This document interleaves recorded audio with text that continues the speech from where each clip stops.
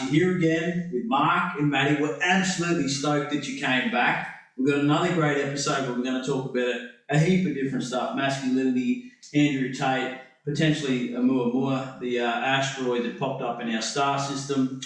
And we've changed the seating position this time because we found that the last time was a little bit weird and square on and things like that, based off viewers' opinions. So thanks for that, guys. Don't forget to like, share, and put a bit of feedback in the below comments. Yeah, no, it's good to be back. So yeah, we're still learning. So we're obviously trying to make small improvements every episode. So hopefully you can bear with us. So let's get straight into it. Mark, we were just having a bit of a brainstorm before. Mark was talking about the polarities of the masculine and feminine at the moment.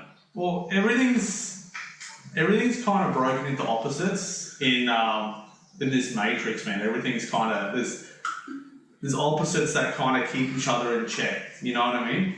And I guess with people, it's it's the genders, it's male and female.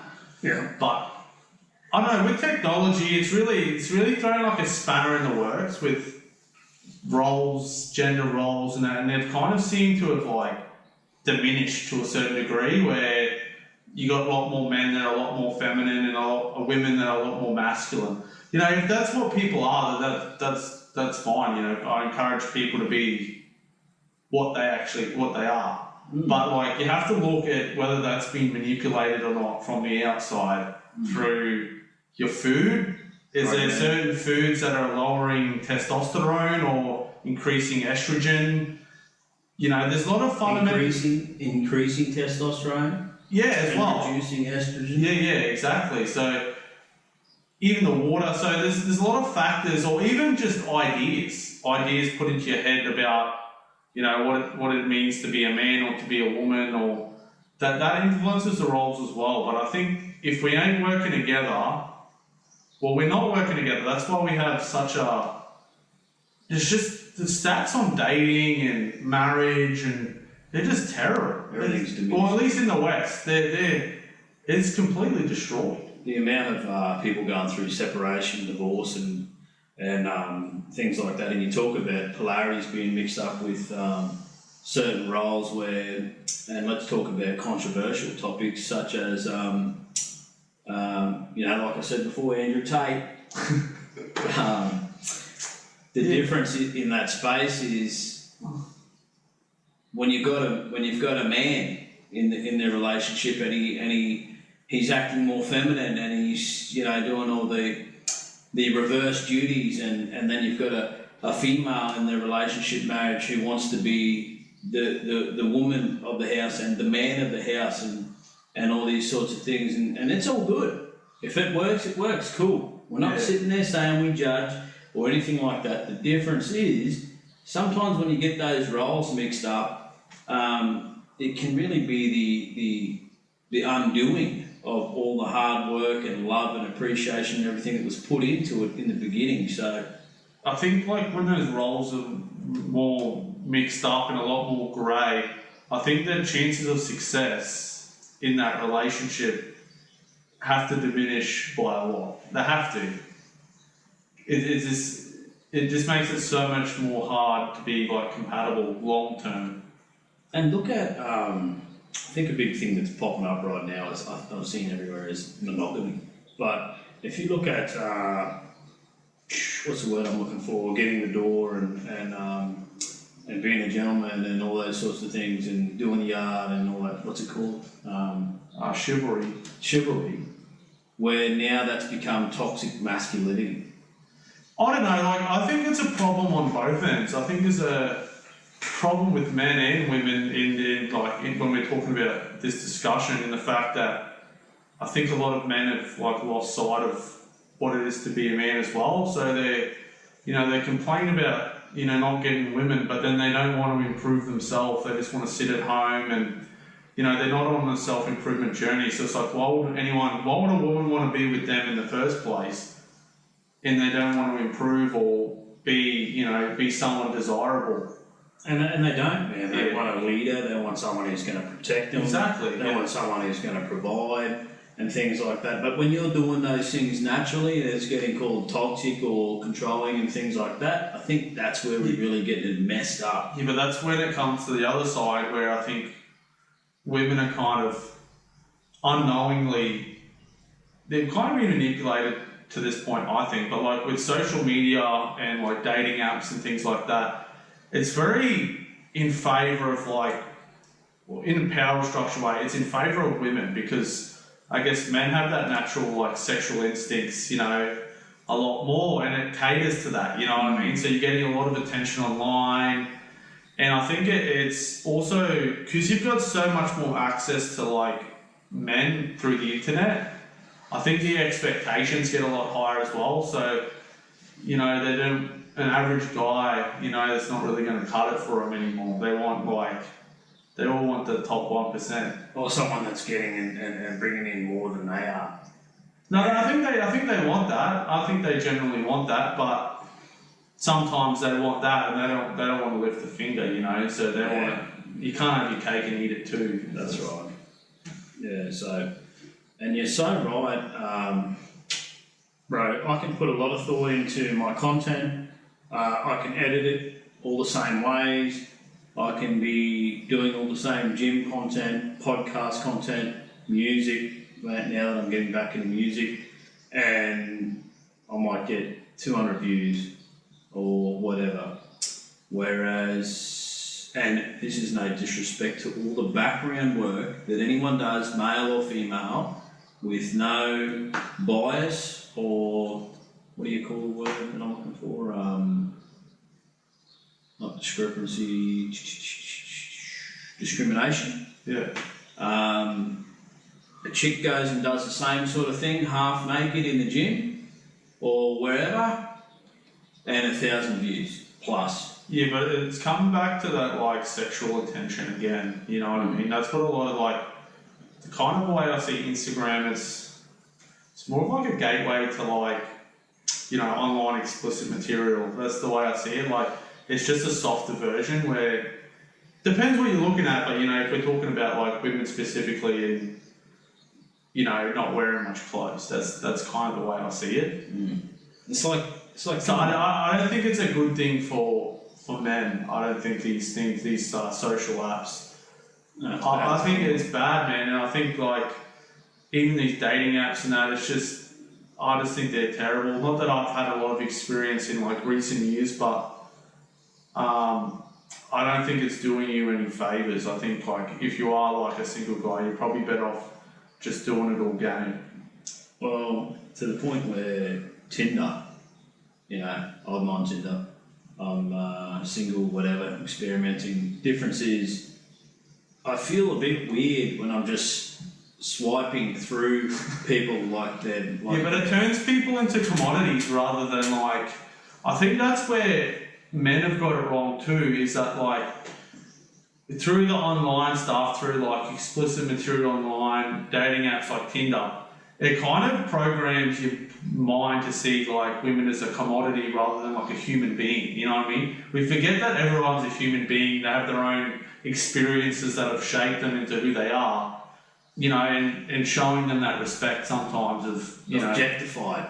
Yeah, but that's what I mean. You turn them into a commodity. It's just like something you can use. That's the problem as well. But I think that's kind of on the opposite side. Women probably see the same thing too with all these apps, and they've got 20 guys messaging them.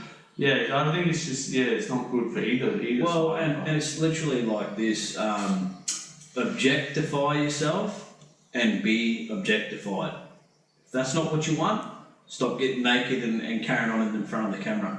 and seriously, dudes and chicks, let's be real. Where's all that we talk about innovation and creativity and all those things, and there's nothing original out there right now. It's just all just copy. Let's just copy. Oh my god, that guy just made a great reel, or that chick or whatever, and let's just copy that. It's why like. It's like I can't help to despise a lot of the online stuff. Like, there's some good stuff out there. I find like educational and stuff, but I don't know, I think someone finds something that clicks, and then there's 20 people that just copy. Like, you look at 20 million people that copy. Yeah, but like, even like, you got like Mr. Beast, like he's probably one of the most successful YouTubers, but he's worked out like the best way to kind of get views and make money on YouTube.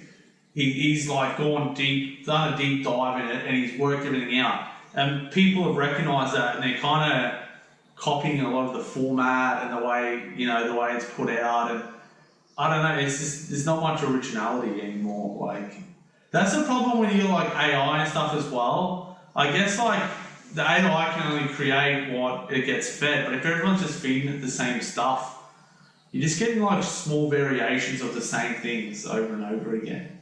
Absolutely. So let's get straight into it with Andrew Tate, top G. Everyone loves to love him or loves to hate him. Morpheus. My friends call me Morpheus. He's a funny individual. He's an out there. He's a controversial individual. I follow a lot of people. So do I follow him? Probably not. But some of the stuff that he says, I think, is absolutely spot on. And with all the as we said, femininity feminism and masculinity and all these things that are going on right now, he's probably one of the top people to talk about. Yeah, or what I find interesting is what's happened to him. So when we talked about on the last podcast about how before anything becomes physical reality, it has to exist as a thought. And from my perspective, a lot of these powers that be have a monopoly over people's thoughts, and how they do that is through media outlets, even more so now with all the technology available. You know, they just pump stuff out in the algorithm that's going to be beneficial for them to get people thinking a certain way that's going to make their life better. You know, get everyone else to create the reality for you if you can control their thoughts.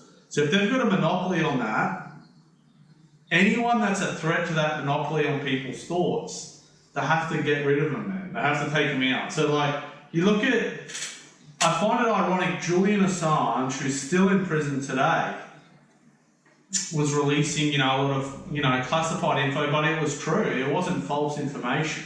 But he was in that Ethiopian embassy for 6 or 7 years or however long he was there. But the reason they were going to arrest him was the same reason, well, it was sexual assault, apparently. Yeah. I'm pretty sure those charges got dropped and they got him for, sharing classified information or something instead. But they've used that against someone like Tate as well, who has a massive amount of influence, and especially over like young men, I think, which are important to control, which he said himself, and now he's going through a similar thing. It's because no one's allowed to have influence. Like, if you're doing a small show and you get a few, a couple 100,000 views here and there, I don't think they don't really care too much because you don't have that much reach. But when you're someone like him, and he was a genius the way that he pushed himself out in the algorithm, getting all those people to cut up his clips and post it for him, and no one had ever done that before, man. I think that was kind of genius. But because he's out there everywhere, and there's so many people cutting clips of him and posting them, that information is getting force-fed into people's brains all over the world. He's a massive threat to that monopoly on the thoughts, especially of the youth. So you look at a lot of these celebrities, they all have the same cookie-cutter opinions, man. Same political opinions, same opinions on this, same opinions on that. It's because they're all controlled. They're allowed to be a celebrity because they're promoting the agenda. You look at like Kanye, or Ye, whatever his name is these days. I'm not even that big of a fan, but he's right about some things. But at least I respect that he's just putting his real opinions out there and it's organic. But as soon as he kind of went rogue and just said what he thought, done, man. Gone. Press the magic button. He doesn't even have a bank account. They shut down his bank accounts, And that's quite interesting too. I think with him, the difference is a lot of the stuff that he's saying is actually true. and it's proven, it's factual, but he doesn't articulate it very well. He doesn't, but I think that some of the things, I don't think people understand what he's actually saying. You know, like you said, where he doesn't articulate it well, they don't understand what he's actually trying to say. And I think that some of the things that he's saying, you know, a lot of things people aren't ready to hear as well. So, talking about controversial people, Andrew Tate, and some of those are, it's to the point where there's multi-millionaires and the older generation that are actually agreeing with some of his quotes. Yeah, because what he's representing more traditional ways of thought. He's going on like things that have been kind of the way they are for like kind of thousands of years. Like it's kind of been, hasn't really changed. It's up until the last, you know, couple of decades. It's when things have started to change a lot, especially like culturally. And I guess that they don't see that as a good thing. Which, I don't know, you look at how things are going, and there's a lot of you know, disconnect in society, a lot of relationships that don't last and things. You're arguably right in a lot of ways. Not in every way, but in a lot of ways. And another thing, like whilst we're talking about some of these topics, is it's okay for, so I know that some guys don't like women in the gym pumping all the weights and looking masculine. Whatever they want to do with themselves, they can do. Same with men. But I wouldn't want a society where people can't be who they feel like they are, you know. But the problem is you can't expect people to cater to you at the same time. You know what I mean? The problem is exactly that. But when people start pushing their agenda on every other day, people. Yeah, but like kids as well, I think is a big thing. You know, it's to the point where you're there and people of certain beliefs and things like that make you uncomfortable, and it's just like, okay, cool, everyone has their opinion, but no need to be sitting there feeling uncomfortable. I think a big thing now as well is people can't accept disagreement.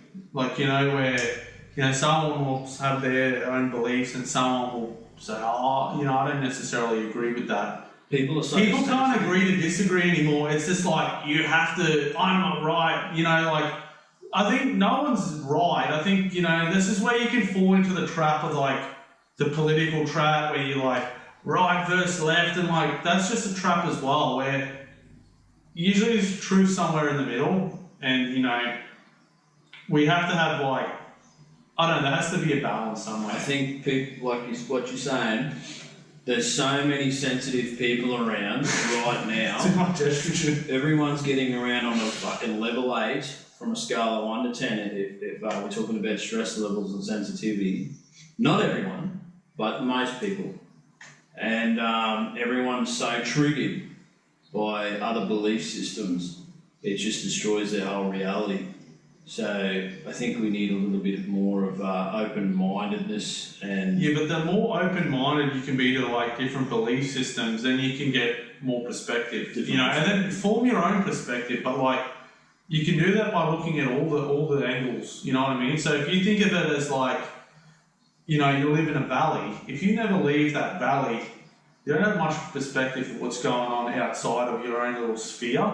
Where if you go up the mountain on that side of the valley and you look out, you get a whole different perspective. And then you can go up on the other side of the mountain up there and have a look from that angle, and you'll see everything in a different way. Expanding your horizon. Yeah. And your reality. Yeah, but I think like, same thing with the technology again, is if you are of like, you're very set on a specific belief system, there's so many echo chambers online now that you can go to that you all agree, so then you feel like you're right. You have to be right because all these other people agree.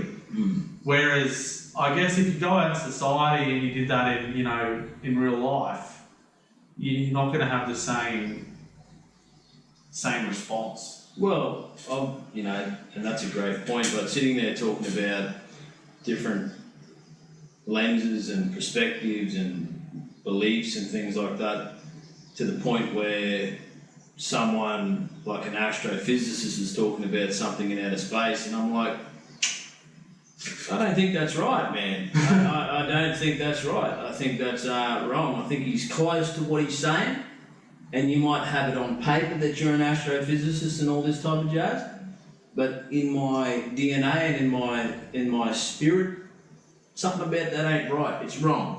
Yeah. Until we actually know, until we're actually out there in the middle of space, floating around, and we know, and we're the person who created it all, we don't know. How do we know? You know how, this is just something I was thinking about. Might be a stupid question, but I'm going to say it anyway. You know how they say we live in like the Milky Way? Yeah. How do we know that? How has anything gone out that far? And how, I don't think we have the capability to send anything out that far.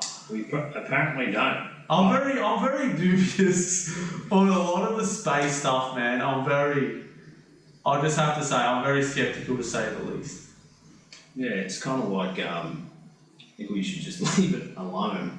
But the difference I think, is, you're better off, we've got a lot of issues here we need to solve. Yeah. We can't even solve our own bloody issues. so if we look up in the sky, I used to be a bit of a freak with studying the stars and all that jazz, right? Deep diving right into it at 3 o'clock in the morning on YouTube and Google and studying all the different facts from universities and whatever. But apparently when we're looking up in the sky, we're not seeing the side of the Milky Way galaxy, we're actually observing the side of the Andromeda galaxy, which is our neighbourhood galaxy, which is bigger than ours. It's actually so big, it's pulling our galaxy into it. How do they know that? I don't know. That's what I mean, that's why I'm interested, like, I don't know, maybe one day if we get, actually have a big podcast, we get some astrophysicists on and explain all these things. Depends. Just got to get more followers and more interactions, so like, share, and hit that, smash that like button. Get 20 likes, we'll bring on an astrophysicist episode. Yeah. But yeah, man, it's always good to challenge the norm and speak about different perspectives of reality. Yeah. So in 2017, and it's popping up all over the internet at the moment, an observatory over in Hawaii observed what they thought at the time, talking about space, was a massive 2 kilometre long asteroid or comet. However, 2 years later it was discovered that it wasn't. It's Oumuamua. You should get on Google and look it up. I'll drop a picture on the thumbnail of this video. That's that asteroid. And what was most interesting about it was it didn't have any gases. It didn't have it. There was no data for it to be behaving as an asteroid or a comet. So the specialists and the Pentagon and all that released an article to say that it wasn't. Now, years and years later, in 2023, we have all types of different things popping up in space, which is probably propaganda and an agenda to fund the space command project that's going on right now. And the difference is, you should definitely look up Oumuamua. It's interesting. I'm not saying it was alien, maybe it was a probe, but maybe it's a rock, we don't know. Yeah, that's right. And anything and the reason why we say this is, I'll put a link in the description, but asteroids and comets behave in a certain way, and they have a tail of gas and rock and debris and dust behind them. This thing didn't. It has nothing in common with a regular asteroid or comet within our star system. So, look it up. Yeah, certainly interesting. Like, I only knew, like, not that long ago, I never knew that we could see all the planets. Like, well, not all of them, but majority of the planets, man, you can see them, you know, at night time when they're within our, you know, sphere of, you know, ability to see them, you know, on the other side. System. Yeah, they're on the other side of the planet. Yeah. But yeah, I don't know, it's just something you really get taught too much, like, until observed. That's why I talk about, like, I don't know if I touched on it last episode, but like the light pollution and stuff, where You did. where you just look at all those ancient civilizations, they were always just studying the stars, mapping it out for thousands of years, like every night. And the way that they come up and just tracked all these things was just amazing. Yeah, well, it's But now we can barely see anything. Like if you're in a city that is like with all the light pollution, you can see the main stars, but like not that well. Well, as per what Graham Hancock was pointing out in his documentary, but not specifically talking about, was they were measuring the position of the equinox, of the equinox, and the stars and the younger dryas, which happens every 12 to 13,000 years. It's an actual thing, it's a fact. There's ice core samples to say every 12 to 13,000 years there's a weather event on the planet, quickly encroaching. So, and that's another thing. When we talk about this stuff, we're not doomsdayers and all this crap and go and find your little compound and get ready for a friggin', alien invasion and all this crap. No, we're just talking about factual stuff that's out there presently.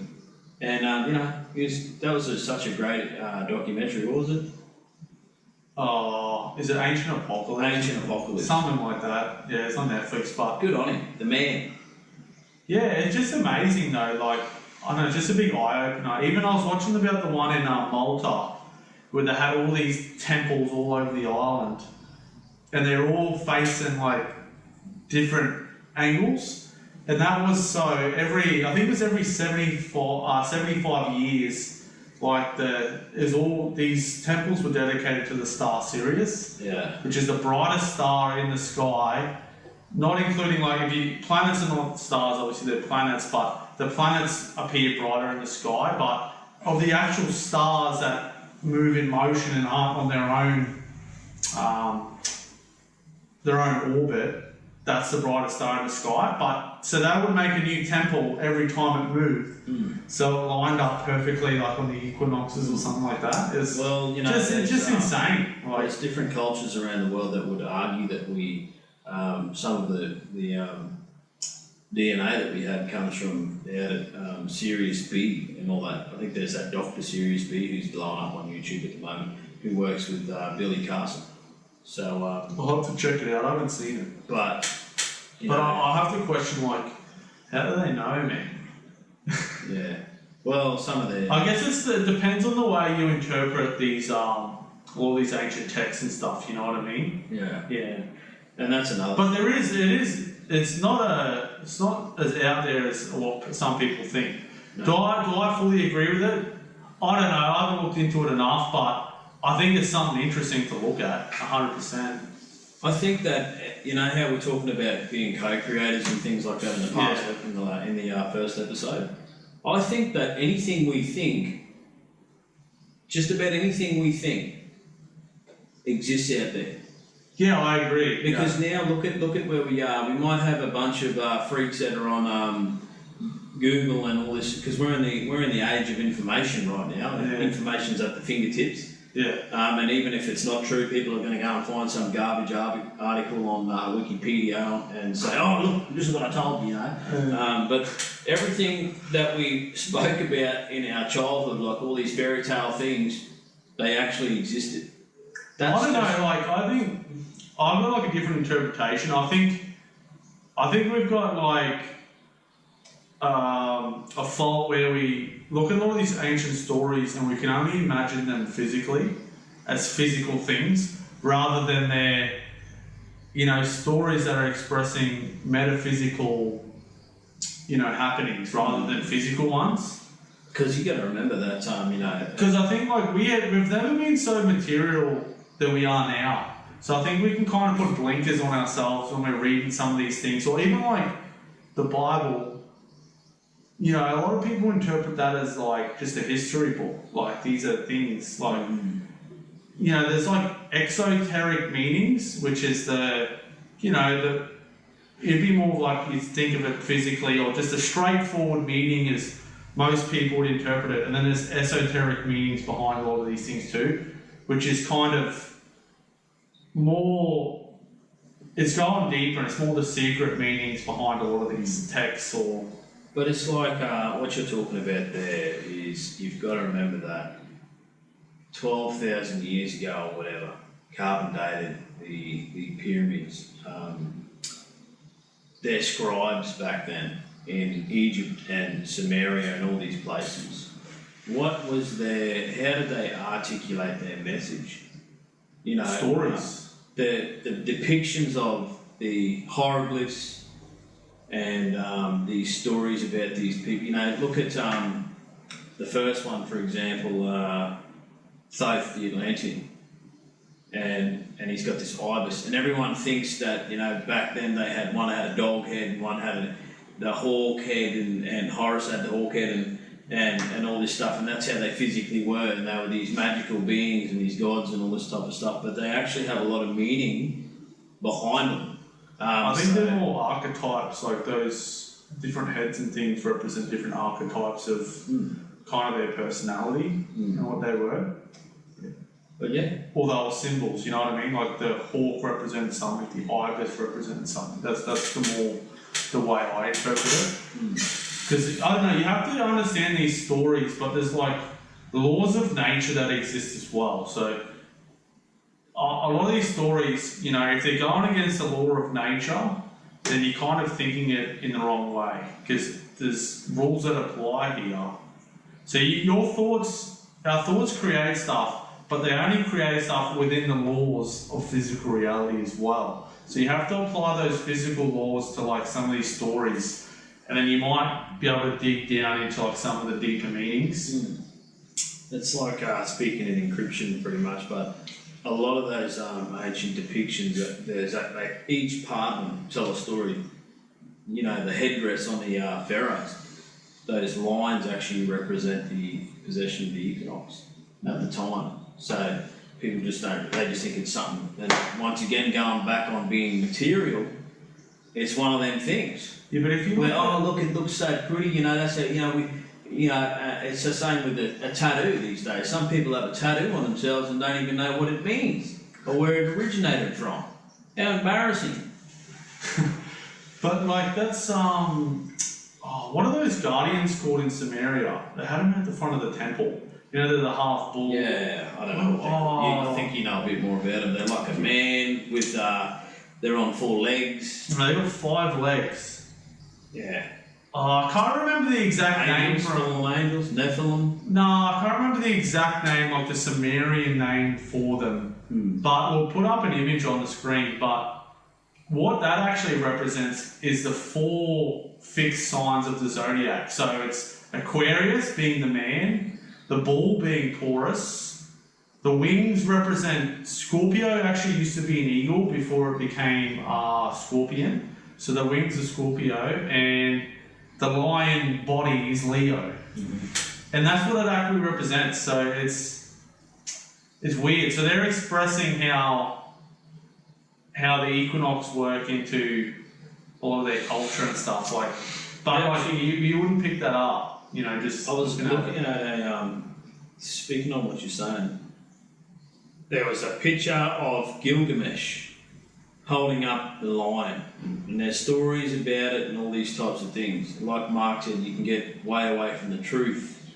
Now, if you look at the Sphinx is actually way older than the pyramids of Giza, and actually goes way down. And it actually is spoken about a fair bit in the Emerald Tablets of Thoth.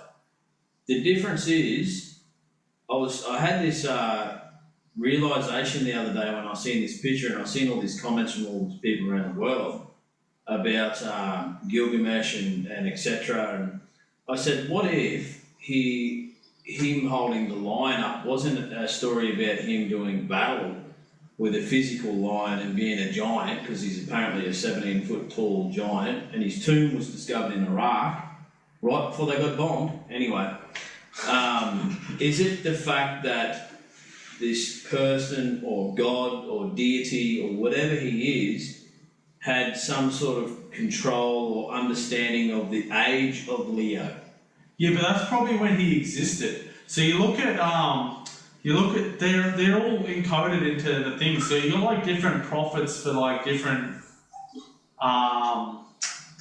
what do you want to call them, like different times, ages. zodiac signs or whatever, yeah. So you look at Jesus Christ, he was a prophet in the time of Pisces. So you know how you see that fish symbol, like a Christian and the fish symbol? Yeah. That's exactly what it is. And it's funny because if you look back in time, Enki from Samaria, who's a Anunnaki, allegedly, according to the ancient text, the Enuma Elish, and they went down and propagated and set up humanity in the cradle of civilization, which is Sumer, Babylon, Iraq, where the Euphrates and the Tigris meet. In the picture, if you go onto Google, he's depicted with two streams coming out of him and fish. Now he's the father of Ningishita. Ningishita is Thoth the Atlantean. Ningishita in Sumer times, Thoth the Atlantean in Egypt times. Same guy. Associated with this fish and these streams and all this stuff. So I think that's pretty crazy how that they're all connected, and it sort of goes back. And Jesus, was learning from Thoth because his quotes are present in all the ancient texts and the Bible. So and he's associated with this fish thing, man. Yeah, well, I think they possess the same knowledge. I don't know if he actually learned from him himself, but He did. It's in the text. Okay, Yeah. but like I feel like a lot of this stuff is passed down over time, and yeah, a lot of these important people, figures through history, Well, no, you're right. learn this knowledge. I got too passionate there. You're right. And we don't know factually, but he is quoting the same quotes. Yeah, but I feel like it's just because he's got the same knowledge, and it's he doesn't have to learn. You kind of have to learn this stuff yourself. But he went. You look what Jesus was really teaching, and it's a lot different to like a lot of the stuff that's associated with him today. But he was telling you to kind of be your own priest, because at the time, or even to a lot of degree now, like you look like the Catholic Church, you need the priest to communicate to God for you. You know what I mean? So there was always a human intermediary between, say, the general peasant and God, right? Where he was kind of teaching, you don't need these intermediaries. You can just do this shit yourself. Yeah, it's the return of Christ, the consciousness. Yeah, but it represents a change consciously as a collective. That's the way I see it. There's a global consciousness. Yeah, but that changes with these, they're running in cycles as well. So, as above, so below. So if the sky's running in cycles, and all these zodiac signs and all these planets, so is our collective consciousness is changing in cycles as well. Look at like the last 20 years, man, how much people have changed. I think so too. Like I think, you look around, you can kind of look quite grim, in a lot of ways, but I think out of that comes something better. So, Yeah, what's interesting, what the next chapter is, because we're in episode 2023, don't forget, is this whole, Russia, China. Well, there's a lot of conflict, Then the secondary to that, they're shooting down all these probes, and it's just getting interesting, man. But at the same time, I quite like my life and this existence, and I hope it continues without all these maniacs pressing buttons. But all these wars, though, they only benefit people in power, man. Like they're not sending their kids there. They ain't fighting. Oh, you just hit the nail on the head. But like, what if all the normal people just said, "Nah, man, I'm not going." What if every person of like, say, a country calls on them to fight and says, "Nah, I only fight if someone comes into my spot."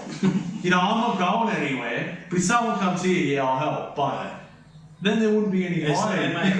And even further to that, what if all the maniacs, all these people, that are causing war and they want resources and they want oil and they want to destroy ancient history and all this stuff, their kids and them had to be on the front line? Well, yeah. I betcha it would stop. And that was, I'm not a genius, I didn't make that up myself. Mark just triggered my memory.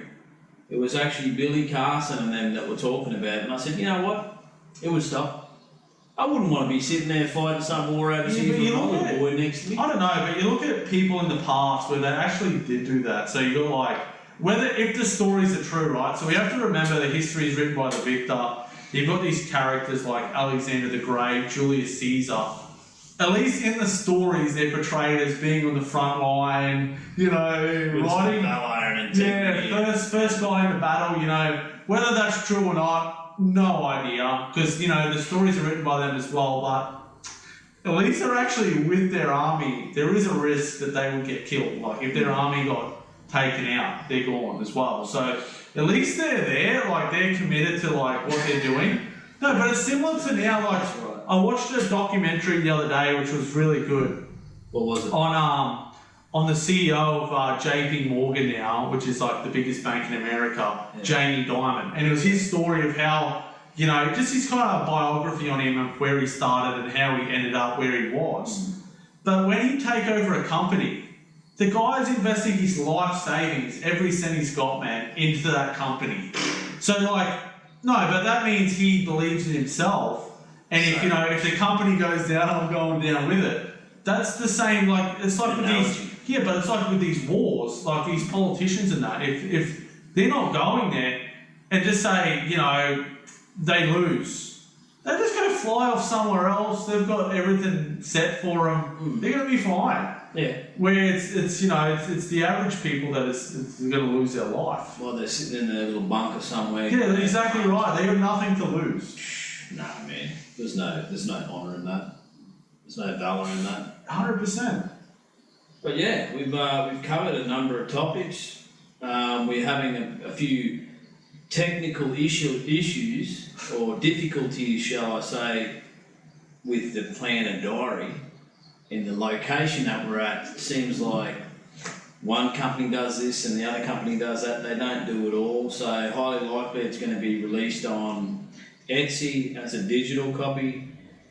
Let's just wait and see. But it's a magnificent product and it's going to benefit your life if you buy it for a reasonable price. Yeah, so we're going to make a physical copy, but working out the logistics and trying to get it at like a reasonable price is, you know, that's a challenge at the moment. So I don't know, we'll work something out. You're doing it for the love, and it's not about making money, but at the same time, if you're going to spend that much money, you expect to see a little bit come back.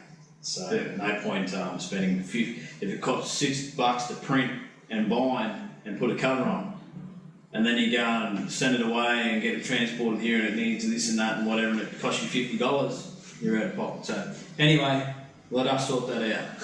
So that's it there, people. Thanks for the episode. Thanks for coming back. Make sure you like and share. Smash that like button. It'll really help us out getting above that algorithm and getting us noticed. We spoke about some controversial things, aliens, ancient history, Top G, war.